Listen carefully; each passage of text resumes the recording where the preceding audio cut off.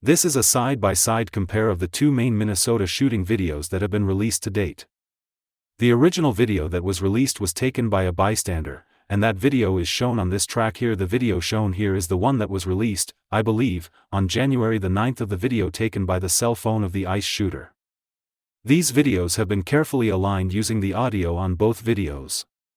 Specifically, we've aligned the shots. First, these are the 3 shots on each clip with the sound of the 2 crashes when the victim's car crashes into another vehicle. As we move through these videos, you'll see some annotations located here indicating what major actions in one or both of the videos is taking place.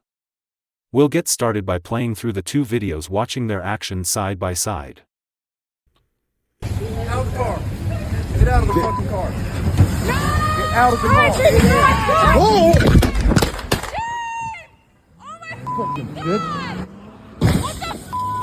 Next, we'll take a look at some of these events, which you saw annotated here in greater detail. The first one will be when the vehicle owned by the victim started to back up. So we'll advance frame by frame in this video. And this is the point where it was detected that the wheels of the victim's car first started to move in a backwards way. You can tell by focusing on this wheel and when we zoom in on the car itself. So we'll walk forward in the video, and you'll see the car back up. Here, I'm focusing on this one a little bit because you can see it happening. And then there's a loud scream, of course, in there. And we'll go back here. And to see this one happen, we'll zoom in. And, likewise, we'll walk forward. You can see if you focus your eyes on the wheel here.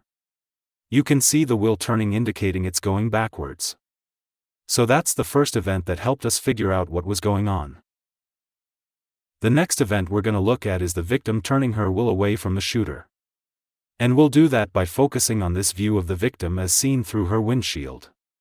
And if we move forward through the videos, if you look closely, you could see her hand turning the wheel. Here, we're at the point where she first starts to turn it, and it makes it easier to see. We'll zoom in. And now we'll move forward again in the video. See, her hand came up. That was right here. And we'll keep moving. You can see her hand turning the wheel to the right. And this is, of course, well before any shots are fired over a second. So she was obviously turning the car away from the shooter, and he should have clearly seen that. Because he's looking at her through the windshield. We'll move a little more. She's turning. We'll look a little more here. I gotta pull this out. And we'll go through. You can see her. She's still turning. And the way the view here is changing is because the shooter is moving over to the left side of her car. The next major event will be when the car starts to move forward. And we'll walk through this. There's a second loud scream in here. The car is starting to move forward. How can we tell? Well, we'll zoom into this guy. And keep your eye on this rear wheel, particularly the spokes of the wheel. And as we move forward, you can see it starting to turn. There it starts to turn. So she's moving forward. And you can also clearly see where the shooter is. He's right here. He's the second guy. You can see he's reaching down towards his gun. And, there he's pulled the gun out of his holster. You see it coming out. And also, I'll point out that if you look at where her wheel is, her wheel, back here, it's turned all the way to the right. And the shooter appears to be at the left front corner of the car. Can't tell how close he is. If you walk through that session again, you can see that there's a second loud scream by a bystander. And here, the car starts to move forward. We just saw that. And here, the shooter is drawing his gun. Let's zoom in here. His hand is not yet on the gun, so we'll go forward. There he reaches for it. It's coming out. You see it being lifted out. And he begins to aim it at the windshield. We'll move forward from here. The next major event will be the first shot. And there it is. That's just the point of the first shot. How can we tell? Well, if we go zoom in to the car itself, we'll go back one frame. Shot has not yet been fired. Here, the shot has been fired, and we can tell because of the spray of glass fragments coming off the front of the car.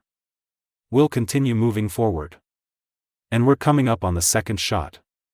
There's the second shot. And if we zoom in, you can clearly see the shooter with his arm extended towards the side of the car.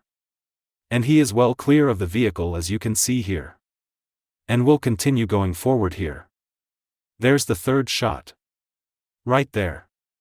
And at the point of the third shot, if we zoom in, we will get a much better view of the shooter. Most clearly, he's in no danger from the car, with his arm fully extended, and there's the gun in his hand pretty much at the side window of the victim's car.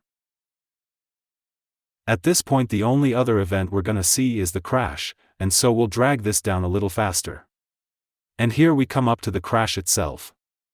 And it happens, and we'll zoom in to this area here, and we'll back up a little bit.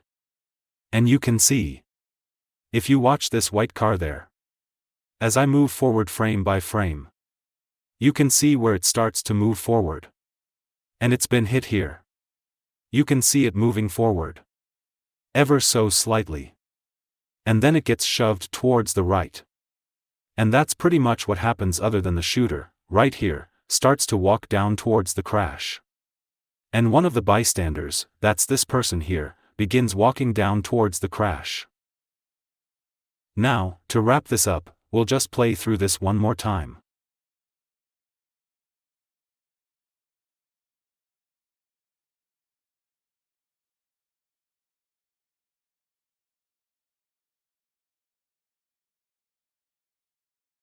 What follows next is the two videos playing side by side but slowed down by a factor of 10.